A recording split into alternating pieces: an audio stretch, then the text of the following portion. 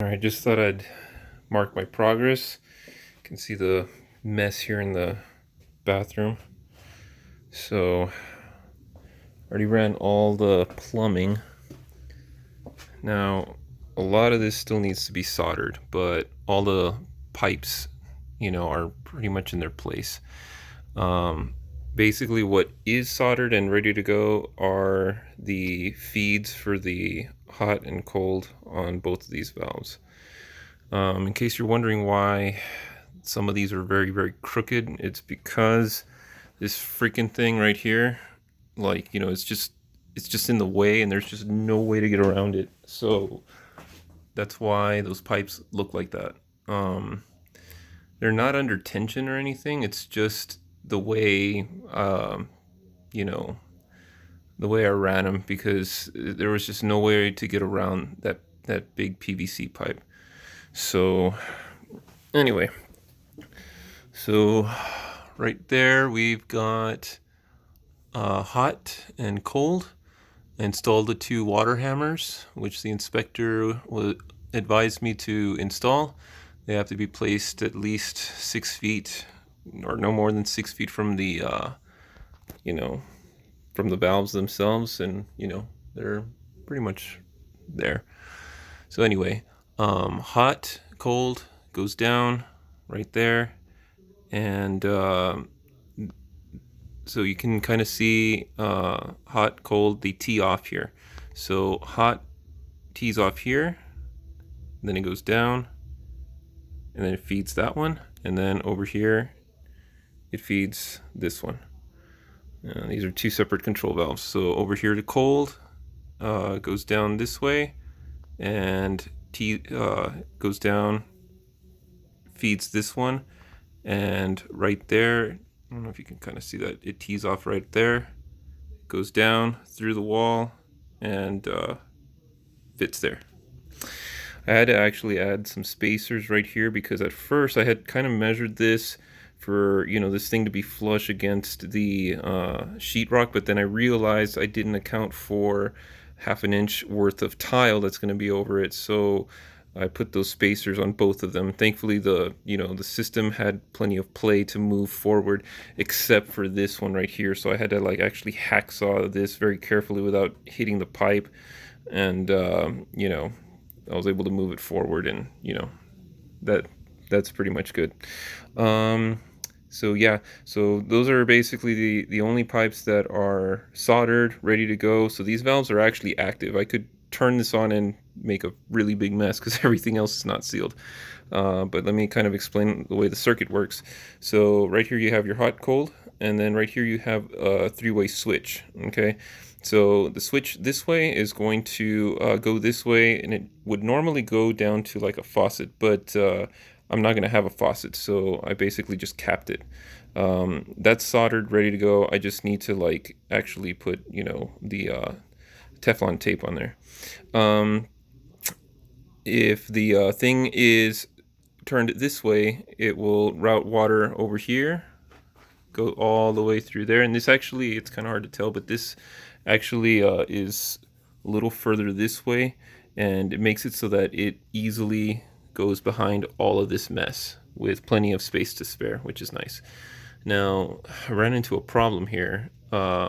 Basically, I made it go this way, but there was no way. How was I going to solder this? So I basically had to make a hole on the other side, of the wall, and thankfully it was hollow on the inside. So let me just go over there and show you what it looks like.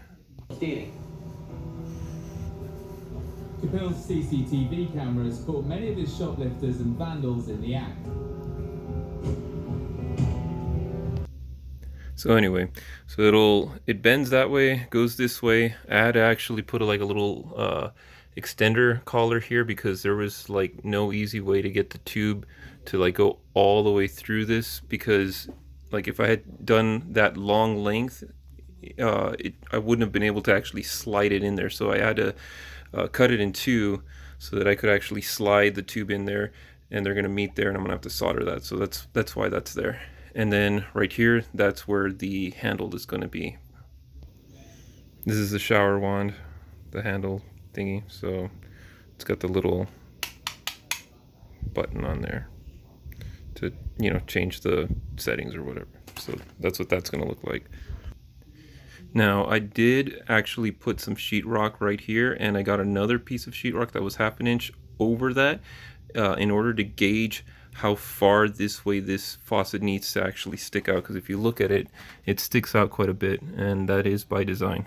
It needs to stick out that much in order for the actual holder for the shower wand to be flush with the tile. So yeah, and before I solder all of this, I will double check all of that and make sure that that is still appropriate. So yeah, so going back to this, if the thing is centered, then obviously it'll go straight up. Right here, so a little bit of a story with this. So at first this was a single pipe that went straight up like that. The only problem is that it was like right up against this other one, and I could have put like, you know, like this foam in between it just to kind of give it some cushion so that it wouldn't like rub against it, because that will eventually cause a leak. But you know, even with that, it, you know, the pipe was going to be under constant tension, and then there's like these, you know, these welds right here, and I don't want to weaken that. So I had some 45 bends that I kind of put together. So I was like, oh sweet, I can just sort of route it out of the way. So that's what I'm gonna do. I just need 2 more 45s to go this way, and it'll be completely out of the way, and it'll continue on. So it goes up to there, and then it goes over there, turns, then it goes down, and then it turns, and there you have the outlet for the shower head. This is what the shower head looks like. So obviously it's going to be like this, and it's going to be really high. It's, you know, it's going to be way the heck up there. So I'm guessing that's about, I don't know, 7.5, 8 feet high. So yeah, it's going to be really, really tall, which is nice.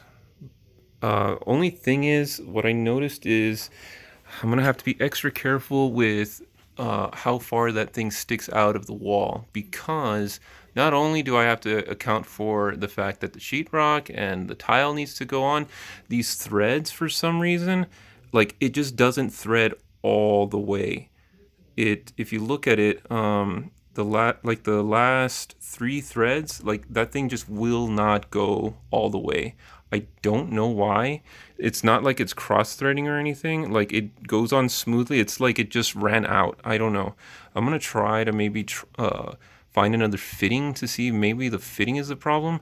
Or maybe I can just trial another one of these or something. But anyway, if that's how it's going to end up being, then I need to account for that, because the last thing I want is a freaking gap, you know, between this, you know, flush surface and, you know, the tile. So that's going to be something I'm going to have to consider.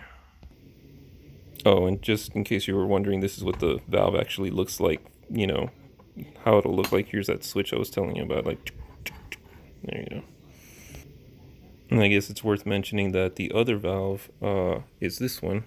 This is how it looks. It was really cool because I was able to find one that looked almost identical to the other one, and it's smaller, and it makes sense that it would be different. I didn't want them to be identical, so, but yeah, same finish and everything. It's pretty sweet. I was lucky to find that. Now finally, the secondary valve here, you know, it's just a basic, you know, on off hot cold valve, right? So that you'll see that, you know, there's the hot and cold. There's only one inlet, or outlet I should say. So that goes straight up through these boards right here, you know, avoiding this damn PVC altogether. Goes straight over, down, over, and there. And that's not how long that's going to be. I'm going to have to kind of play with that and figure out how. So this is basically the outlet for the waterfall.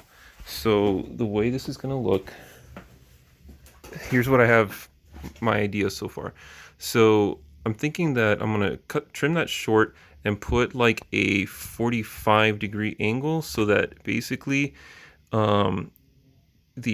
pipe will end up in the corner facing this way, and the waterfall fixture is right here.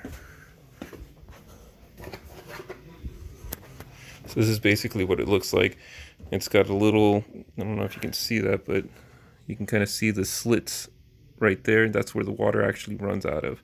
So it just, it's a nice little waterfall, fixture. It's also nice that it's also matte black, just like the rest of it. So anyway, what I'm thinking of doing is putting like maybe perhaps a cross beam like this, like so it ends up being like triangular, and having that that fixture kind of be on top of it. The lip of it will actually extend over it, right? And so below that triangular crossbeam, when everything is tiled up, like I imagine that the stones will actually go down as a column of just rocks, basically going up like that. And then on top of the fixture, thinking of putting another crossbeam over it, and over it I'll put some stone in kind of like the form of a triangle / pyramid going this way. That way it kind of completes this, pyramidal shape that kind of widens and extends down to the bottom. So that's basically how that's going to be. There's still a lot of, details I need to iron out, but that's basically where I'm at right now. There's still a lot of work to be done around here, but right now I'm going to call it a day.